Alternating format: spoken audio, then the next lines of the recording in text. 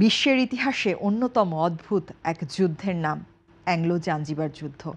মাত্র ৩৮ মিনিট স্থায়ী এই যুদ্ধে এক পক্ষের বিজয় এতটাই একপেশে ছিল যে একে যুদ্ধ বলা অনেকটাই হাস্যকর। ১৮৯৬ সালের এই সংঘাতটি হয়েছিল ব্রিটিশ রয়্যাল নেভি ও জাঞ্জিবারের সুলতানদের সেনাদের মধ্যে। বর্তমানে তানজানিয়ার উপকূলের একটি স্বায়ত্তশাসিত দ্বীপের দেশ জাঞ্জিবার। তবে ১৯ শতকে এটি ছিল পূর্ব আফ্রিকার এক শক্তিশালী বাণিজ্যিক সাম্রাজ্য। ওদের স্বপ্ন পূরণে পাশে থাকতে পেরে আমরা গর্বিত।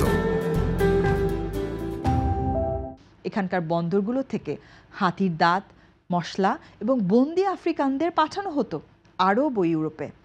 দ্য হিস্টোরিয়ান ম্যাগাজিনের তথ্য অনুযায়ী ১৮৮০-এর দশক পর্যন্ত প্রতি বছর ২৫ থেকে ৩০ হাজার আফ্রিকান দাস বিক্রি ও রপ্তানি হতো জাঞ্জিবার থেকে।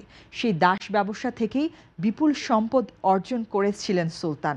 তবে একই সময়ে ব্রিটিশ সাম্রাজ্য ভারত মহাসাগরে দাসবাহী জাহাজ আটকিয়ে দাস প্রথা বন্ধ করার উদ্যোগ নিচ্ছিল।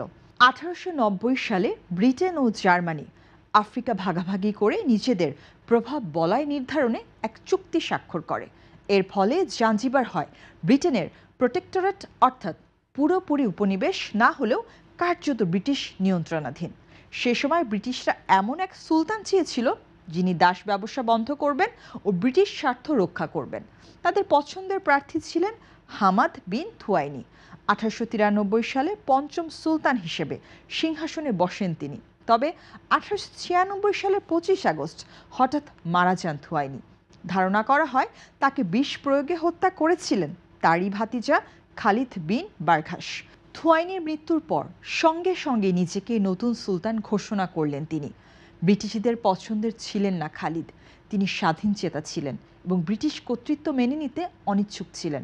ফলে ব্রিটিশরা তাদের পরিচিত কৌশল, তথাকথিত গানবোট ডিপ্লোমেসি ব্যবহার করে। রাজপ্রাসাদের দিকে ৩টি যুদ্ধ জাহাজের কামান তাক করে। ব্রিটিশরা খালিদকে জানালেন পরের দিন সকাল ৯টার মধ্যে প্রাসাদ ছেড়ে দিতে হবে। খালিদ পিছু হটলেন না, বরং তিনি ভারী কামান মোতায়েন করলেন এবং হাজারো সমর্থককে প্রাসাদের চারপাশে প্রতিরক্ষায় নিযুক্ত করলেন। তবে ২৬ আগস্ট সকাল ৮টায় খালিদ ব্রিটিশদের বার্তা পাঠালেন, আমরা আমাদের পতাকা নামাবো না, আর আমি বিশ্বাস করি না যে আপনি আমাদের উপর গুলি চালাবেন। ব্রিটিশরা শান্তভাবে উত্তর দিল, আমরা আক্রমণ করতে চাই না, তবে আপনি নির্দেশ না মানলে অবশ্যই করব। ঠিক সকাল ৯টা বাজতেই ব্রিটিশ নৌবহর গর্জে উঠল। রাজপ্রাসাদে শুরু হলো গোলাবর্ষণ। মাত্র ৩৮ মিনিটের মধ্যেই খালিদের প্রাসাদ ও প্রতিরক্ষা সম্পূর্ণ ধ্বংস হয়ে যায়। কেউ কেউ বলেন যুদ্ধটি ৪২ বা ৪৫ মিনিট স্থায়ী হয়েছিল। গোলাবর্ষণ শুরুর ২ মিনিট পরে খালিদ পালিয়ে যান এবং জার্মান কনসুলেট ভবনে আশ্রয় নেন। পরে জার্মান নৌবাহিনীর সহায়তায় তানজানিয়ায় পৌঁছান তিনি। এই অসম যুদ্ধে প্রাণ যায় প্রায় ৫০০ জন জাঞ্জিবার যোদ্ধার। অন্যদিকে ব্রিটিশদের মাত্র একজন নাবিক আহত হন। খালিদের পতনের পর ব্রিটিশরা নতুন সুলতানকে ক্ষমতায় বসান, যিনি ১৮৯৭ সালে দাসপ্রথা আনুষ্ঠানিকভাবে নিষিদ্ধ ঘোষণা করেন। সম্ভবত তিনি আগের সুলতানের পরিণতি দেখে সতর্ক হয়েছিলেন।